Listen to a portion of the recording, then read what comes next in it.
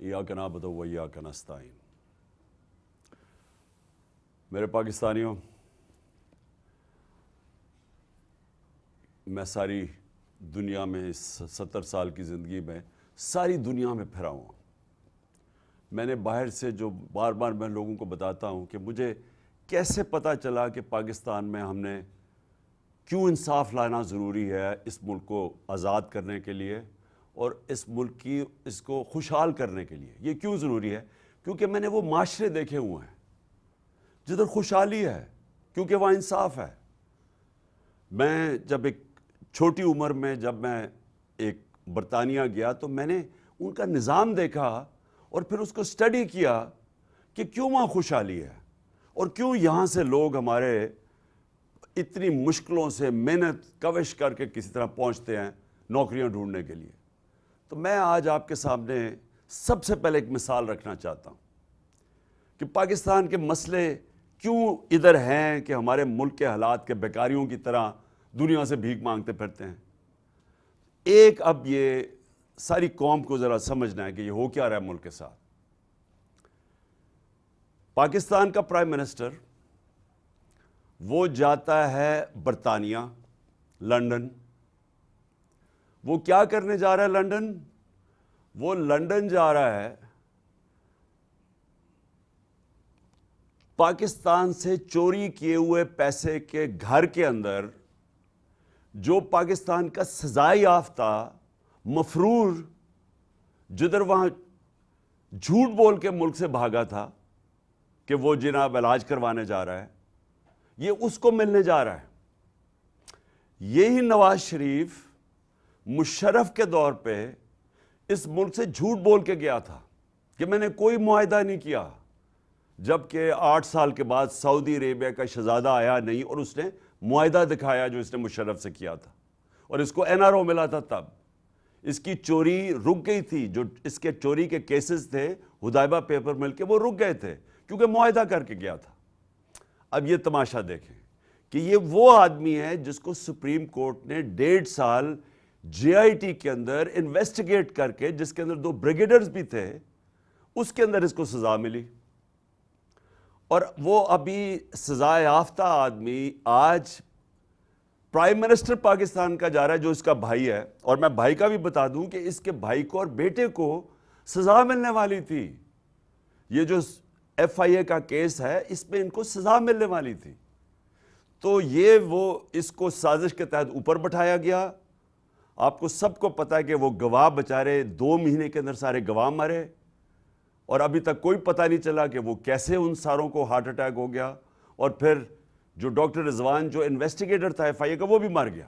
یہ وہ آدمی ہے جس کے اوپر ہیومن رائٹس کی واچ یا ایمنسٹی کی رپورٹ ہے کہ اس نے 97 سے 99 تک کوئی ایکسٹرا کئی 100 لوگ پولیس مقابلے میں مارے ہیں۔ عابد باکسر کا بیان ہے کہ یہ ہمارے سے پولیس مقابلے پہ لوگوں کو مرواتا تھا۔ یہ اور رانا ثناء اللہ ان کے اوپر ہے کہ انہوں نے ماڈل ٹاؤن دن دہاڑے پولیس کے ذریعے لوگوں کو قتل کیا، 12 لوگوں کو، اور 60 لوگوں کو گولیاں لگی۔ اب یہ دیکھ لیں کہ یہ اب جا رہا ہے وہاں، اور فیصلہ کیا ہونے لگا ہے؟ پاکستان کا فیصلہ کیا فیصلہ ہونے لگا ہے؟ وہ جو کہ سب سے امپورٹنٹ پوزیشن ہے پاکستان میں آرمی چیف کی، اس کے اوپر فیصلہ کرنے جا رہے ہیں۔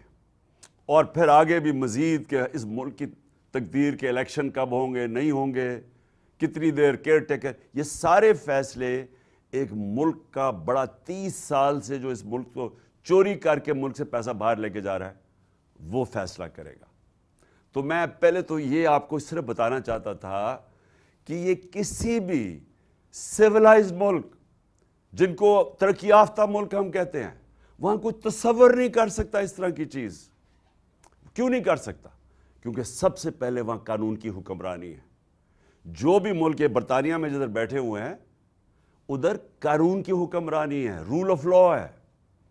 وہاں ہو ہی نہیں سکتا کہ طاقتور کہے چوری بھی کرے، کرپشن بھی پکڑی جائے، سزا بھی مل جائے، لیکن وہ NRO لے لے۔ کبھی برطانیہ میں سنا ہے کسی نے NRO نہیں لیا؟ کسی کی مجال ہے کسی طاقتور کی کہ وہ کہے کہ ہاں جی میں نے جرم کیا ہے لیکن تم ہوتے کون ہو مجھے پوچھنے والے؟ اور بلیک میل کر کے این آر او لیا اس نے مجھے. جو لانگ مارچز کیوں کی تھی انہوں نے میرے خلاف، جو میرے خلاف 3 دفعہ لانگ مارچز کی تھی، کیوں کی تھی؟ این آر او لینے کے لیے. کیوں انہوں نے ہمیں بلیک میل کیا تھا فیٹف کے اوپر؟ این آر او لینے کے لیے کہ کسی طرح میں ان کی چوری معاف کر دوں. میری ساری تقریریں سن لے، پہلے دن سے میں نے کہا کہ میں ان کو این آر او نہیں دوں گا. کیوں نہیں دوں گا؟ کیونکہ یہ کون سے ملک کا نظام ہے انصاف کا کہ بیچارہ چھوٹا چور جیل میں چلا جائے اور بڑے بڑے ڈاکو قانون کے اوپر چلے جائیں. تو اس کے اوپر تو میں بار بار کہہ بیٹھا ہوں کہ ہمارے نبی صلی اللہ علیہ وسلم نے 1500 سال پہلے کہہ دیا تھا کہ ایسے نظام نہیں چل سکتے جو چھوٹے چوروں کو جیل میں ڈالیں اور بڑے ڈاکوں کو نہ پکڑ سکیں. تو تباہی کا تو سب سے پہلے یہ سبب ہے کہ رول آف لا ہی نہیں ہے پاکستان میں. یہ سارا جو تماشا ہو رہا ہے اس کا مطلب کہ یہاں قانون کی حکمرانی نہیں ہے، یہاں طاقت کی حکمرانی ہے. یہاں جو طاقتور ہے وہ جو مرضی چاہے کر سکتا ہے. جو یہ سارا اعظم سواتی کا کیس ہوا، یہ جو مجھے گولیاں لگی ہیں، میں ایف آئی آر ہی نہیں کٹوا سک رہا ملک کا ایکس پرائم منسٹر، کیونکہ طاقتور سامنے کھڑا ہوا ہے. جدھر طاقتور سامنے آتا ہے ادھر انصاف چلا جاتا ہے. صرف جو کمزور آدمی ہے، جو مرا ہوا ہے، جو بیچارہ گرا ہوا ہے، جو سارا دن دہاڑی کر کے محنت کرتا ہے، وہ بیچارہ صرف وہی آدمی ہے جو جیلوں میں جاتا ہے، کیونکہ اس کو کوئی پوچھنے والا نہیں ہے. وہ قصوروار ہو یا نہ ہو وہ جیل میں چلا جائے گا. طاقتور کو یہ اب آپ کے سامنے تماشا ہو رہا ہے کہ سارے ملک میں ڈیل کی جا رہی ہے. یہاں طاقتور ڈاکوؤں سے ڈیل کی جاتی ہے. ان کو جیلوں میں نہیں سزا نہیں ملتی، ڈیل ہوتی ہے. تو یہ ڈیل ہو رہی ہے سارے ملک کے سامنے. تو پہلی چیز تو میں یہ کہنا چاہتا تھا کہ کبھی بھی کوئی قوم جدھر قانون کی حکمرانی نہیں ہے وہ ترقی نہیں کر سکتی. آج ساری جو ڈیولپنگ ورلڈ ہے، جو غریب ملک ہیں، آپ ذرا ان کو ایک ایک ملک دیکھ لیں اور ایک ایک جگہ آپ کو ایک ہی چیز نظر آئے گی، وہاں طاقتور قانون سے اوپر ہے. وہ بھی پیسے چوری کر کے ملک سے باہر بھیج رہا ہے. وہ بھی باہر بینکوں کے اندر بڑے بڑے لنڈن نیو یارک میں بڑے بڑے محل خرید رہا ہے. وہ ہر غریب ملک کا یہی مسئلہ پڑا ہوا ہے. اور میرے نبی نے 1500 سال پہلے کہہ دیا تھا کہ تباہی کا سبب کیا ہوتا ہے، اور یہ ہمارے سامنے ہے. اور برطانیہ جدھر آپ بیٹھے ہوئے ہیں، ذرا پوچھیں کہ وہ پاکستانی ہوتے ہیں، ہماری کمیونٹی بڑی تکڑی برطانیہ میں، امریکہ میں، یورپ میں ہماری تکڑی پاکستانی کمیونٹی ہے. پوچھیں تو صحیح ان سے کہ کیوں وہ نکلتے ہیں ہمارے لیے، کیوں وہ تحریک انصاف کو سپورٹ کر رہے ہیں؟ کیونکہ وہ جانتے ہیں، ان کو پتہ ہے کہ انصاف کیا ہوتا ہے. انہوں نے ان معاشروں کے اندر انصاف دیکھا ہوا ہے، اور ان کو پتہ ہے بیچارے زیادہ تر تو یہاں سے بھاگتے اس لیے ہیں کہ یہاں انصاف ہی نہیں ہے. لوگ آپ کسی کی زمین پہ قبضہ کر لیں، وہ بیچارہ ٹکرے کھاتا رہے گا اگر طاقتور سامنے کھڑا ہو گیا. کیوں نہیں ہے برطانیہ میں قبضہ گروپ؟ پوچھے نا برطانیہ میں کیوں نہیں قبضہ گروپ؟ کبھی کوئی تصور ہے کہ قبضہ گروپ آ سکتا ہے؟ یورپ میں کیوں نہیں ہے قبضہ گروپ؟ امریکہ میں کیوں نہیں ہے قبضہ گروپ؟ یہ تو صرف وہ بنانا ریپبلکس میں ہوتے ہیں. بنانا ریپبلک کا مطلب ہوتا ہے کہ جس قوم میں انصاف نہیں ہوتا، جس قوم کے اندر یہ جب طاقت کی حکمرانی یعنی جنگل کا قانون ہوتا ہے تو وہ تباہ ہو جاتے ہیں. دوسری چیز کیا نظر آ رہی ہے اب؟ دوسری چیز یہ نظر آ رہی ہے کہ پاکستان کے اندر امر بالمعروف نہیں ہے. اللہ کا حکم ہے اچھائی کے ساتھ کھڑے ہو اور برائی کے خلاف جہاد کرو. یہ آج برطانیہ میں پوچھے لوگوں سے، آپ کے جو یہ نکلتے ہیں پاکستانی برطانیہ میں، یہ جو ایونز فیلڈ کے بعد پبلک نکلتی ہے، یہ ہم نہیں نکالتے. ان کو برطانیہ میں پتہ ہے کہ ان کی قوم اچھائی کے ساتھ کھڑی ہوتی ہے، اور اس کی وجہ سے جرت نہیں ہوتی کسی میں برا کام کرنے کے لیے. وہ ڈرتے ہیں کیونکہ قوم ان کے خلاف کھڑی ہو جاتی ہے. قوم جو ہوتی ہے وہ سب سے زیادہ امر بالمعروف کی وجہ سے ایک قوم کے اندر اخلاقیات کو اوپر لے کے آتی ہے. تو یہ تو ساری قوم کے سامنے اخلاقیات کا قتل ہو رہا ہے کہ ایک مفرور آدمی بیٹھ کے تو ملک کے فیصلے کر رہا ہے. تو اس کا مطلب برائی میں بری چیز کیا ہے؟ پھر چوری کیوں بری ہے؟ کیوں میں کرپشن نہ کروں؟ میں کیوں لوگوں کو قتل نہ کروں؟ جب یہ ایک معاشرہ اس کو برا ہی نہیں سمجھتا تو پھر اس میں کون محنت کر کے پہلے پڑھے لکھے پھر ہر روز صبح سے لے کے شام تک کام کرے, اپنے بچوں سے دور ہو, کون اتنی محنت کرے, چوری کرے اور پیسہ بنا لے؟ تو معاشرے کیوں کامیاب ہوتے ہیں؟ کیوں میرے نبی صلی اللہ علیہ وسلم نے مدینہ کی ریاست میں امر بالمعروف قائم کیا, عدل اور انصاف قائم کیا, اور اس کی وجہ سے وہاں خوشحالی آئی. تو آج یہ آپ دیکھ رہے ہیں قوم کو کیا پیغام جا رہا ہے کہ جناب وہ آدمی جو کنوکٹ ہوا ہے, 1.5 سال جے آئی ٹی بنی, سپریم کورٹ کے 5 ممبر بینچ, اس سے زیادہ تو کوئی بڑی عدالت نہیں, اس نے اس کو سزا یافتہ کرا دیا ہے, اور وہ جا کے آج اس ملک کے مستقبل کے فیصلے کر رہا ہے. یہ المیہ جو اس ملک سے, یہ مجھے بتائیں ایک سیولائز ملک, ایک مجھے بتائیں کہ جو ملک ترقی یافتہ ہے, جدھر خوشحالی ہے, مجھے ایک ملک بتائیں جس طرح اس طرح کی چیز تصور بھی نہیں کوئی کر سکتا. اخلاقی قتل ہو رہا ہے اس ملک کا. یہ جو چوروں کو ان ہینڈلرز نے جب سے ہمارے اوپر مسلط کیا ہے, انہوں نے سوائے اپنی چوری, اپنے کیسز ختم کرنے کے لیے, ان کی صرف ایک اچیومنٹ ہے کہ انہوں نے 1100 ارب روپے کا جو قوم کا پیسہ چوری ہوا تھا وہ آہستہ آہستہ وہ سارا کیسز ختم کروا رہے ہیں, یعنی چوری ہضم کر رہے ہیں. باقی انہوں نے ملک کا بیڑا غرق کر کے رکھ دیا ہے, انہوں نے معیشت تباہ کر دی ہے, انہوں نے کہاں 6% گروتھ ریٹ, اور آج حالات دیکھیں, روزگار تب کیا تھا اور آج دیکھیں, فیکٹریاں بند ہو رہی ہیں, انڈسٹری گروتھ ریٹ نیچے آ رہی ہے, کسان سڑکوں کے اوپر ہیں, وہ بیچارے جو جس طرح کی مہنگائی کی ہے, کسانوں کا حال دیکھیں کیا آج. تو ساری جگہ دیکھیں کہ کیا انہوں نے کیا ہے. ایکسپورٹس گر رہی ہیں, ریمیٹنسز جو بھیجتے تھے بیرونی ملک پاکستانی وہ کم ہو رہی ہیں, ڈالر کم آ رہے ہیں, قرضے بڑھتے جا رہے ہیں. ان کو کوئی فرق نہیں پڑے گا کیونکہ ان کا پیسہ باہر پڑا ہے. یہ جدھر نواز شریف لندن کے سب سے مہنگے علاقے میں بیٹھا ہے, جدھر یہ فیصلے ہو رہے ہیں ہمارے ملک کے, کدھر سے پیسہ آیا اس کے پاس؟ کوئی ایک رسید بتائیے اس نے کہ کدھر سے پیسہ آیا. کبھی قطری خط آ جاتا تھا تو کبھی کلیبری فونٹ آ جاتی تھی, ان کے پاس ایک رسید نہیں ہے. یہاں سے چوری کر کے پیسہ باہر گیا اور وہاں شان و شوکت میں رہ رہا ہے اور ملک کے فیصلے کر رہا ہے. یہ قومیں یاد رکھیں, ایٹم بم برداشت کر سکتی ہے قوم. جاپان کے اوپر 2 ایٹم بم گر گئے تھے. جرمنی سیکنڈ ورلڈ وار میں ایک بلڈنگ کھڑی نہیں تھی, وہ 10 سالوں میں قومیں کھڑی ہو گئی, کیونکہ اخلاقیات کو بمباری سے ختم نہیں کر سکتے. جو اخلاقی جب ایک قوم اس کی اخلاقیات تباہ ہوتی ہے, آپ جدھر مرضی دنیا میں بھاگتے پھریں ہاتھ لے کے کہ جی ادھر پیسے دیں اور ادھر پیسے دیں, قرضے دیں یا ایڈ لیں, لوگوں کے گھٹنے گوڈے پکڑیں, اور یہ پکڑ رہے ہیں. 30 سال سے یہ 2 خاندان حکومت میں ہیں, یہ سب جو گورا رنگ آتا تو اس کے پیر میں گر جاتے ہیں, ہر جگہ جا کے پیسے مانگتے ہیں کہ میں مانگنے تو نہیں آیا لیکن میں مجبور ہوں. مجبور کس نے کیا ہے؟ یہ 2 خاندان تو 30 سال سے اقتدار میں ہیں, اور یہ جا کے لوگوں سے پیسے مانگتے رہے.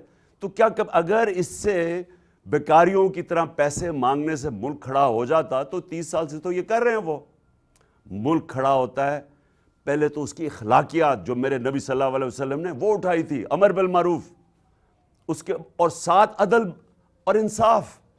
انصاف لوگوں کو آزاد کرتا ہے, لوگوں کو حقوق دیتا ہے. یہ حرکتیں نہیں ہوتی جو اعظم سواتی سے ہوئی یا میرا قتل ہوا اور میں ایف آئی آر نہیں رجسٹر کروا سکتا, کیونکہ انصاف کا مطلب ہے سب قانون کے نیچے ایک برابر. وہ ہے ہی نہیں پاکستان میں, اور وہ یہ لوگ کبھی نہیں آنے دیں گے, کیونکہ یہ انہوں نے جو چوری کرنی ہوتی ہے یہ تو کبھی انصاف چاہیں گے نہیں ہو.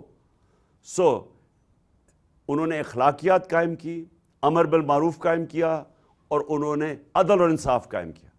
اور تیسری چیز جو بھی, کیونکہ میں دنیا میں دیکھا ہوا ہے, جو کامیاب ملک ہے, جو خوشحال ملک ہے, ان کے ادارے مضبوط ہوتے ہیں.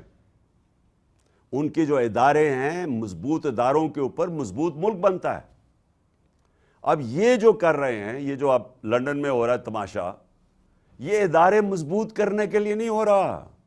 یہ نواز شریف نے آج تک زندگی میں میرٹ کے اوپر ایک کام نہیں, اس کو میرٹ کا مطلب ہی نہیں پتا, یا اس کو رشتہ دار نظر آ جاتے ہیں, یا وہ ہمیشہ وہ لوگ اوپر لے کے آتا ہے جو اس کے فائدے میں ہیں, ملک کے فائدے میں نہیں ہے. پنجاب پولیس 93 کے اندر لاہور ہائی کورٹ رپورٹ مانگتا ہے آئی جی عباس خان سے کہ کیوں پنجاب پولیس کے اتنے برے حال ہیں, کیوں اتنی زیادہ کرپشن ہے. یہ 93 کی بات ہے. آئی جی عباس خان جا کے لاہور ہائی کورٹ میں ایک رپورٹ دیتا ہے. اس رپورٹ کے اندر دو چیزیں میں آپ کو بتا دوں. نمبر 1 وہ یہ کہتا ہے کہ پیسے لے کے پولیس والوں کو بھرتی کیا گیا یہ نواز شریف نے اور شہباز شریف نے. نمبر 2 چیز وہ کہتا ہے کہ کئی ایسے لوگ بھرتی کیے جو مجرم تھے, مجرموں کو پولیس میں بھرتی کیا گیا. تو مجھے یہ بتائیں کہ کیا پنجاب پولیس اگر ٹھیک کام نہیں کر رہی تو کون ذمہ دار ہے؟ دوسرا, عدلیہ, یہ مضبوط ادارہ ہے. عدلیہ کے اندر جب بھی انہوں نے ججز کے اوپر آج سے 30 سال سے ان کو رشوتیں دینی شروع کی, ججز کو انہوں نے خریدنے کی کوشش کی. یہ وہ لوگ ہیں جنہوں نے سٹنگ سپریم کورٹ کا چیف جسٹس سجاد علی شاہ, انہوں نے ڈنڈے سے سپریم کورٹ کے اوپر حملہ کر کے اس کو بگایا. پھر شہباز شریف بریف کیس لے کے گیا اور کوئٹہ کے اندر جج خریدے اس نے. یہ سجاد علی شاہ کی کتاب میں لکھا ہوا سب کچھ, جو کہ ایک بڑا ایماندار اور ایک دیانتدار چیف جسٹس تھا. اس چیف جسٹس سے جو انہوں نے کیا صرف اس لیے کہ وہ کنٹرول میں نہیں تھا. تو وہ سجاد علی شاہ سے اس لیے نہیں انہوں نے یہ کیا کہ وہ ملک کے لیے برا تھا, وہ ان کے کنٹرول میں نہیں تھا. اور انہوں نے وہ جو عدلیہ سے کیا اور کرتے گئے ہیں, یہ ان کی تاریخ ہے. جج کو ٹیلی فون کر کے کہہ رہے ہیں کہ جی بے نظیر کو 3 سال نہیں 5 سال سزا دو, ریکارڈنگ ہے ان کی تاریخ یہ ہے. تو یہ اگر عدلیہ کو بھی نہیں چلنے دیتے, پولیس کا انہوں نے بیڑا غرق کر دیا. الیکشن کمیشن پاکستان کی, یہ جو موجودہ الیکشن کمیشن ہے یہ ان کا گھر کا نوکر ہے. اس الیکشن کمیشنر نے ان کے ساتھ مل کے ای وی ایم مشینز نہیں آنے دی. اب میں 2 سال سے کوشش کرتا رہا کہ پاکستان میں ای وی ایم مشینز آئیں, ٹیکنالوجی آئے الیکشن پروسیس میں. 2015 کی جو جوڈیشل کمیشن بیٹھی تھی دھاندلی کے اوپر, ان کی آج ہم کو رزلٹ پڑے 90% جو دھاندلی ہوتی ہے وہ ای وی ایم مشین سے ختم ہو سکتی ہے. 2 سال میں کوشش کرتا رہا. یہ نون لیگ الیکشن کمیشن میں مل کے اور ان کے ہینڈلرز نے جو کہ انجینئر کرنا چاہتے ہیں بعد میں الیکشن, انہوں نے آنے نہیں دی مشینز. اس سے مجھے ذاتی کیا فائدہ تھا؟ فائدہ چوروں کو تھا, فائدہ ہینڈلرز کو تھا, نقصان ملک کو تھا. صاف اور شفاف الیکشن اگر ہوتے ہیں تو ملک کی جمہوریت آگے بڑھتی ہے. انہوں نے روکا. اور پھر میں یہ سوال پوچھتا ہوں کہ جو انہوں نے زندگی میں میرٹ پہ کچھ کیا نہیں, کیا یہ اس ملک کے اندر آرمی چیف کی سلیکشن ٹھیک کرے گا؟ مجھے یہ بتائیں کہ شجاع نواز, جنرل آصف نواز کا بیٹا, اس کی کتاب پڑھ لیں. وہ کتاب میں لکھتا ہے کہ اس نے جنرل آصف نواز کو مری کے گورنر ہاؤس میں BMW رشوت دینے کی کوشش کی. یہ 1992 کی بات کر رہا ہوں, آج سے 30 سال پہلے. یہ شروع سے ہی لگے ہوئے تھے کہ یا خریدو تو یا ڈراؤ. اگر سجاد علی شاہ خریدا نہیں جا سکتا تو ڈنڈے سے اس کو بجو. اگر یہ جو آرمی چیف ہمیں اپنا چاہیے کہ کیونکہ ہم نے چوری کرنی ہے اور ہم کنٹرول, سب کچھ تو کنٹرول کر بیٹھے ہیں, سارے ادارے تو نیچے ہیں, لیکن آرمی نہیں کنٹرول ہو رہی, تو اس لیے اپنے آرمی اس کو رشوت دینے کی کوشش کی. تو کیا ہم یہ سمجھتے ہیں کہ آج یہ کوئی ایک نیا نواز شریف آ گیا جس نے کوئی میرٹ کے اوپر کوئی کام کرے گا؟ یہ بالکل نہیں کرے گا. میں یہ نہیں کہہ رہا کہ جو بھی آرمی, میں کہتا ہوں جو میرٹ پہ آرمی چیف ہے اس کو بننا چاہیے, لیکن مجھے پتا ہے کہ نواز شریف نہیں نواز شریف وہ چاہے گا جو وہ سمجھے گا کہ اس کی مدد کرے گا, اس کی چوری کیسے بچے گی. یہ وہ لوگ ہیں زرداری اور نواز شریف. پہلے انہوں نے ملک کی تباہی کی چوری کر کے, کرپشن کر کے, اس ملک کو نقصان پہنچایا. جو ملک کا پیسہ ہمارا ہسپتالوں پہ, اسکولوں پہ, سڑکوں پہ وہ خرچ ہونا تھا, وہ پیسہ انہوں نے نکال کے ملک سے باہر لے گئے.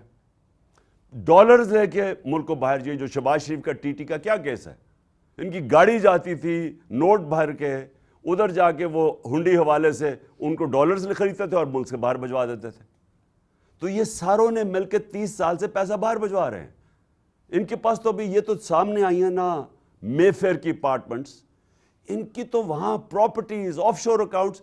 میں کہتا ہوں یہ اتنا ان دونوں کے پاس پیسہ, زرداری اور اس کے پاس, کہ یہ جو ہمارا IMF, ہمیں قرضے کی ضرورت نہ پڑے, ان کا پیسہ واپس آ جائے. تو ان کی پہلے تو وہ نقصان کیا, اب دوسرا نقصان کہ اب اس پیسے کو بچانے کے لیے انہوں نے اس ملک کے اندر اداروں کو کنٹرول کرنا ہوتا ہے. اداروں کا کنٹرول کا مطلب اداروں کو تباہ کرنا ہے. اب شہباز شریف نے کیا کیا؟ FIA کے اندر یہ پکڑا گیا, 16 ارب کی چوری تھی. آتے ساتھ ہی اس نے جو FIA میں کیا ہے کہ پہلے گواہ مار گئے سارے ہارٹ اٹیک سے, پھر وہ ڈاکٹر رضوان مار گیا. اب مجھے بتائیں کہ FIA کس طاقتور کے خلاف کھڑی ہوگی؟ تو یہ نہیں کہ یہ شہباز شریف بچ گیا ہے, یہ باقی بھی سارے بچ جائیں گے. جو بڑا طاقتور ڈاکو ہے, کیونکہ انہوں نے اس کو کمزور کر دیا ادارے کو. اب کوئی بھی FIA میں صرف FIA کا کام ہوگا کہ عمران خان کے اوپر یا مخالفین کے اوپر کوئی کیسز کرو, یا کوئی ان کو تنگ کرو, یا جنہوں نے PTI کو پیسے دیتے تھے ان کو تنگ کرو. ان کا بس یہ کام رہ جائے گا. اس ملک میں جو وائٹ کالر کرائم ہے, جو طاقتور ہے, اس کو یہ نہیں پکڑ سکتے کیونکہ انہوں نے خود ہی کمزور کر دیا. اسی طرح پولیس کے علاوہ اسی طرح نیب ہے, نیب کے اوپر بھی اپنا آدمی بٹھا دیا. وہ اس لیے نہیں کہ وہ ملک کی بہتری کے لیے, وہ ان کے کیسے کیسز ختم ہو سکتے ہیں. اب جو ان کے کیسز ختم کرے گا, اور جو انہوں نے اسمبلی میں بیٹھ کے نیب کے قانون چینج کیے ہیں, اس کا مطلب کہ آج جو بھی بڑا ڈاکو ہے وہ بچ جائے گا. وائٹ کالر کرائم جو کرنا چاہتا ہے پاکستان میں, کیونکہ زیادہ پیسہ نقصان کیا کر رہا ہے پاکستان کو؟ چوری تو ہر دنیا میں ہوتی ہے, لیکن جب طاقتور چوری کرتا ہے, جب پرائم منسٹر چوری کرتے ہیں, اور وہ بڑی چوری ہوتی ہے, اور وہ پھر ان کو مجبوراً ملک سے باہر پیسہ بھیجنا پڑتا ہے, تو پیسہ باہر بھیج دیا. جب پیسہ باہر بھیجتے ہیں, میں بار بار کہہ رہا ہوں کہ ہم کیوں IMF کے پاس چلے جاتے ہیں؟ ڈالر کم ہو جاتے ہیں.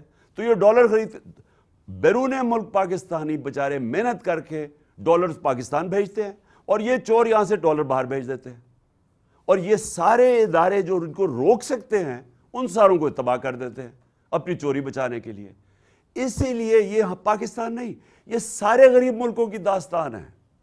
ہر غریب ملک میں آج یہی ڈرامہ ہو رہا ہے. ادھر بھی یہ بیٹھے ہوئے شریف اور زرداری جو چوری کر کے پیسہ باہر, ادارے کمزور کرو تاکہ کوئی پکڑ نہ سکے. جب ان کو نہ پکڑ سکے, باقی چوروں کو بھی نہیں پکڑتا, ملک تباہ ہو جاتا ہے, ملک مقروض ہو جاتا ہے. اور پھر جو صحافی ہیں, اب مجھے یہ بتائیں کہ ان کے 6 مہینے کے اندر, اور یہاں صحافی برادری بھی دیکھ رہی ہے, اور مجھے افسوس سے کہنا پڑتا ہے کہ کئی آج بھی صحافی ان کو کوشش کر رہے ہیں کہ ان کو کسی طرح ان کو یہ جو ملک سے انہوں نے 6 مہینے میں کیا ہے, ملک کو تباہی کی طرف کھڑا کر دیا ہے, آج بھی وہ کوشش کر رہے ہیں ان کے لیے صفائی پیش کرنے کے لیے. مجھے وہ تو سمجھ آتی ہے, لفافے جو ہیں, لفافے تو ہوں گے جنہوں نے پیسہ لے کے اپنے ضمیر بیچنے, قوم تو خیر ان کو جانتی ہے. میڈیا ہاؤسز ہمیں پتہ ہے کون ان کے ساتھ کھڑے ہو جاتے ہیں کیونکہ وہ بھی پیسہ بنا رہے ہیں, لیکن کوئی باضمیر انسان ان کے ساتھ نہیں کھڑا ہو سکتا. اور جو باضمیر صحافیوں سے ان کے دور میں 6 مہینے میں ہوا ہے, ایاز امیر جیسا آدمی, قوم اس کو جانتی ہے 40 سال سے, 30 سال سے. اس سے جو انہوں نے کیا ہے, یہ جو عمران ریاض ہے, وہ لوگ تو جانتے ہیں اس کو, اس سے جو کیا ہے, جو سمیع ابراہیم جیسے یہ, اس کو نہیں چھوڑا انہوں نے. غلام حسین تقریباً 80 سال کا ہونے لگا, اس کو پکڑ کے جیل میں ڈال دیا. اور پھر جو ارشد شریف سے, صابر شاکر وہ ملک سے باہر گیا ہوا, ارشد شریف سے جو انہوں نے کیا, میں تو اس کی ابھی بھی جو اس کی تشدد کی تصویریں آئی ہیں, یعنی میں چھوڑے سارے ہم آج شوق میں ہیں. ہمیں یعنی کون اس سے, ارشد شریف نے کیا جرم کیا ہوگا جو اس سے یہ اس کو سزا ملی ہے. اس کی ایک سزا ہے کہ ان چوروں کو, ان ہینڈلرز کو جتنا وہ بے نقاب کرتا جا رہا تھا, وہ اپنی جان خطرے میں ڈال رہا تھا. اور انہوں نے یہ سارے صحافیوں کو ایک پیغام دیا ہے کہ دیکھیں یہ ارشد شریف سے ہم نے کیا ہے تو یہ تمہارے سے بھی یہ ہوگا. خوف کے اوپر مافیا فنکشن کرتا ہے. جو مافیاز ہیں یہ خوف پھیلا کے، یہ لوگوں کو غلام بنا کے، خوف کے بت کے سامنے جھکا کے یہ لوگوں کے اوپر حکومت کرتے ہیں. اور جو میری حقیقی آزادی کی تحریک ہے وہ یہ خوف توڑنا ہے قوم کا. یہ سوچا انہوں نے یہ تھا کہ جو گولیاں لگ گئی ہیں میں بچ گیا ہوں تو اب میں ڈر جاؤں گا کہ میں شاید پیچھے ہٹ جاؤں. انہوں نے یہ سوچا تھا اعظم سواتی سے جو انہوں نے کیا کہ اعظم سواتی کو پہلے انہوں نے جو اس سے تشدد کیا ننگا کر کے، انہوں نے کہا وہ 75 سال کا آدمی ہے، شرم میں چپ کر کے بیٹھ جائے گا گھر میں. وہ نہیں بیٹھا. پھر یعنی کسی دنیا کے ملک میں غلاظت کی یہ انتہا نہیں دیکھی کہ اس کی ویڈیو دے دی، اس کی بیوی کو پہنچا دی، ان میاں بیوی کی ویڈیو. میں نے میں مغربی معاشرہ اندر سے جانتا ہوں، وہاں کوئی تصور نہیں کر سکتا اس چیز کا. اور اعظم سواتی کو انہوں نے کہا کہ اب تو وہ شرم سے چپ کر کے بیٹھ جائے گا. میں سلام کرتا ہوں اعظم سواتی کو کہ وہ کھڑا ہو گیا ہے، اور وہ اس لیے کھڑا ہوا ہے کہ وہ اوروں کو بچانا چاہتا ہے، وہ قوم کو بچانا چاہتا ہے کہ یہ جس طرح کا ظلم ہو رہا ہے، یہ جو چور اور ڈاکو اور یہ قاتل اور ان کے ہینڈلرز، وہ کھڑا ہو گیا سامنے. اور آج قوم اس کے ساتھ کھڑی ہے، اعظم سواتی کے ساتھ. اور یہ اس قوم نے اب کھڑے ہو جانا ہے. اور جو آج کمالیہ میں بھی لوگ اور گجرات میں سب کو آپ کو کہنا چاہتا ہوں کہ دیکھیں بھیڑ بکریوں کی طرح اگر ہم رہیں گے اللہ ایسے ہی رکھے گا. وہ قرآن میں کہتا ہے میں کبھی کسی قوم کی حالت نہیں بدلتا جب تک قوم خود اپنی حالت بدلنے کی کوشش نہیں کرتی. یہ ہم نے حالت بدلنی ہے.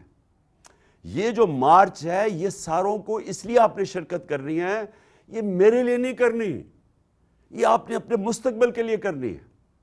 یہ آپ نے کرنی ہے اپنے بچوں کے لیے. آپ نے اگر خوددار قوم بن کے رہنا ہے جو ہر پاسپورٹ کو دنیا میں عزت ہو بجائے علیحدہ لائن میں کھڑے کر کے ہمارے سے برا بھلا کہا جائے، اگر آپ نے عزت کروانی ہے آپ کو اپنے حقوق کے لیے، اپنی آزادی کے لیے آپ کو جدوجہد کرنی پڑے گی. اور میں تو قوم کا مشکور ہوں کہ جس طرح قوم نکلی ہے اور جس طرح ہر قسم کی جو انہوں نے دھمکیوں کے بغیر قوم نکلتی آئی ہے. میں پہلے تو آپ کا شکریہ ادا کرتا ہوں سب کا، لیکن میں پھر سے آپ کو کہنا چاہتا ہوں کہ دیکھیں قوم کے پاس کبھی کبھی موقع آتا ہے کہ وہ اپنی تقدیر بدل سکے. یہ وہ موقع آ گیا ہے. قوم میں شعور آ گیا ہے. سوشل میڈیا ہمارے نوجوانوں کے اندر شعور آ گیا ہے. وہ شعور تھا تو وہ دو نوجوان معظم شہید اور اس کے بعد جو ابتسام ہے، یعنی میں اس لڑکے پہ حیران ہوں کہ اس نے بندوق پکڑی ہوئی ہے اور اس نے پھر بھی جا کے پکڑا اس کو. یہ جاگی ہوئی قوم ہے. کبھی آپ نے یہ ظلم کے سامنے جھکنا نہیں ہے. یہ جو آپ کو خوف پھیلایا جا رہا ہے اس سے ڈرنا نہیں ہے آپ نے. قرآن کی آیت ہے جو لوگ ایمان لے آئیں اللہ ان کے خوف دور کر دیتا ہے. اللہ میں ایمان رکھو. مجھے دیکھو معجزہ ہے کہ میں بچا ہوا ہوں کیونکہ اللہ کے ہاتھ میں زندگی موت ہے. اگلوں نے تو پوری کوشش کر لی تھی مجھے مارنے کی. انہوں نے تو پورا ٹریپ کر دیا تھا، ایک ادھر اور دوسرا آگے، ایک سے بچا تو دوسرے نے مار دینا تھا. انہوں نے تو تیاری پوری تھی. لیکن اللہ جس کو بچاتا ہے کوئی نہیں اس کو لے جا سکتا. اور اللہ نے، میں یہ سمجھتا ہوں، میرا ایمان ہے کہ بچایا اس لیے ہے کہ اسے پتہ ہے کہ میری ایک مشن ہے اس ملک میں قانون کی حکمرانی قائم کرنے کے لیے، تحریک انصاف کی تحریک. میرا یہ ایمان ہے کہ اس نے مجھے اس مشن کے اوپر پورا لے کے جانا ہے اور ان کا مافیاز کا مقابلہ کرنا ہے. اور یہ جو ڈرامہ ساری قوم کی توہین ہو رہی ہے کہ مفرور ایک سزائے یافتہ ملک کے فیصلے کر رہا ہے اور وہ اس پوزیشن کا فیصلہ کر رہا ہے جو کہ اس ملک میں سب سے امپورٹنٹ پوزیشن ہے. اس لیے آپ سب کو میں پھر آج آپ کا شکریہ ادا بھی کرتا ہوں. آپ جس تعداد میں نکلے اور انشاءاللہ سب نے تیاری کرنی ہے. پنڈی میں آپ سب سے ملاقات کروں گا اور اس کے بعد پھر آگے ہم بڑھیں گے. پاکستان زندہ باد.